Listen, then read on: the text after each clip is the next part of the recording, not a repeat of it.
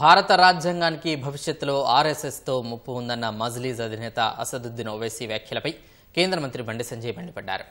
Majlis party దేశద్రోహ పార్టీగా అభివర్ణించిన సంజయ్ ఆ party తీరుపై ఆగ్రహం వ్యక్తం చేశారు.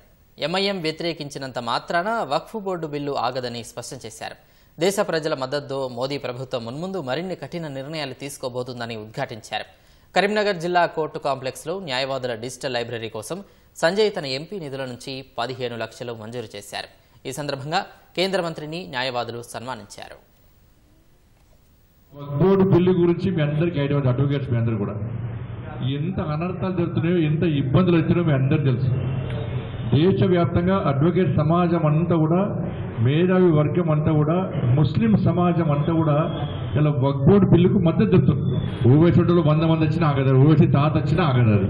కాబట్టి ఇవాళ జాతీయ భావాజాలంగా ఉన్నటువంటి ఆర్గనైజేషన్ దేశ ద్రోహ ఆర్గనైజేషన్స్ గా చిత్రీకరించడం, వక్ఫ్ బోర్డుకు వ్యతిరేకంగా మాట్లాడము, ఇది పక్కా దేశద్రోహం అవుతుంది. ఈ దేశంలో ఉన్న ప్రజల యొక్క ఆస్తిపాస్తులు కాపాడాల్సిన బాధ్యత భారతదేశ ప్రభుత్వం మీద ఉంటుంది.